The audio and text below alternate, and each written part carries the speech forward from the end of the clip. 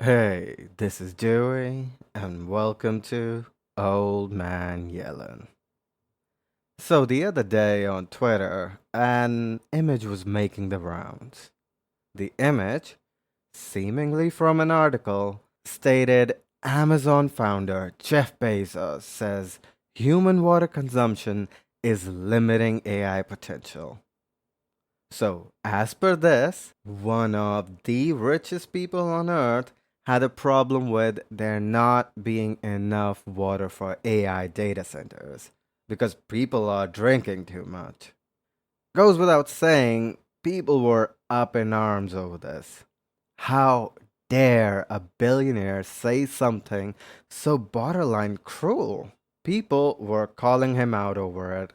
Thousands of posts, tens of thousands of comments, millions of interactions condemning him for making that statement.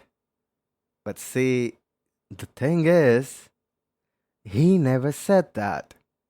This was all based on an AI fabricated lie.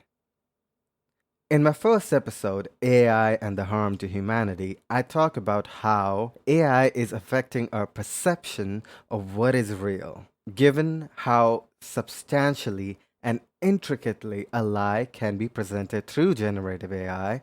I do not blame people for falling for it. In this case, there were thousands of posts saying the same thing. If you are one of those people that like to do their due diligence and search for the article, you would find multiple seemingly news websites saying the same thing that, yep, Jeff Bezos in hot water over saying something stupid. Generally, this is the point where people will stop and accept this information as a fact. And the infuriating thing is, all of these seemingly news websites are AI generated as well. See, two things are in play here. One, the need of these AI posts, accounts, websites to drive traffic to them so they use generative AI to regurgitate whatever seems popular. In this case, it was a billionaire saying something awful, which is great for engagement. Doesn't matter if it's true or not, as long as it gets people talking. This is nothing new. Clickbaits have always been around. But now the issue is because of generative AI, it is becoming impossible to tell what is fabricated and what is authentic. With a few prompts, you can have thousands of highly convincing posts, articles, and stories flooding the internet. And we are the ones that have to sift through this AI garbage to get to the truth. The second thing that adds to the propagation of such misinformation is, well, us. I talked about confirmation bias in my last episode, about how we usually tend to look for information that reinforces our belief. When I first saw this post, my knee jerk reaction was the same as everyone, to condemn this as per the seemingly credible information before me. But this is the exhausting reality we have to face because of AI, where we have to question everything. Infuriating part of it all is that it would be so goddamn easy for these companies to fix this. All they have to do is clearly label AI content. It would fix most of the issues, but they just refuse because they know people won't interact with garbage generative content, and then they cannot justify draining the world's resources. I don't really post short form content here. They are exclusively for my Patreon. Hint, hint, nudge, nudge. But the implications of this incident, I believe it was crucial to talk about it. Here is the truly important part.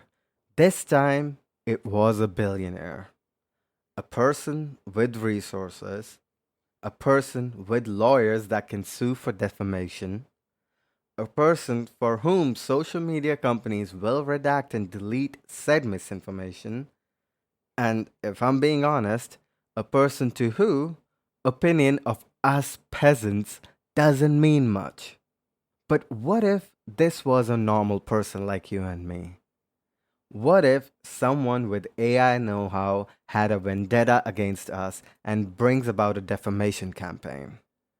With genuine looking pictures, videos, articles posted, do you believe the social media companies will come to your rescue to censor the misinformation? Or your employers or your neighbors, do you think they will believe you?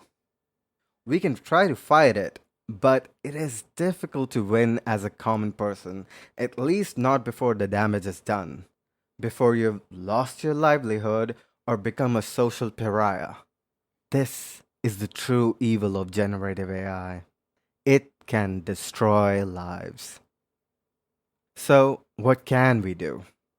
Well, first and foremost, don't let bias dictate your opinion. It sounds cynical, but look at all information on social media with a lens of skepticism. Start conversation with others about the harm of AI and together push against these companies to regulate this tech. I talked about this in my last episode, but I will say it here again. These are the three things that I believe are the bare minimum these companies should follow.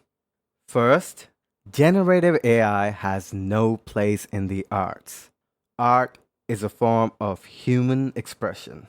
Let it say so. Second, limiting chatbot interactions to practical things like research, coding help, organization, and so on. It should not, in any capacity, provide emotional, social, or medical support. Any companies insisting on that should be 100% liable to all those it causes harm to. Third, clear and visible marking on AI generated content. This will help tackle misinformation and would even help with all the scams this tech is causing. It is crazy that we have to put in so much effort to have common sense laws regulating tech that has already caused so much real world harm to people. I hope this gave you something to think about, something that will be a cause for positive change. If not, what do I know? I'm just an old man yelling. This is Joey, signing off.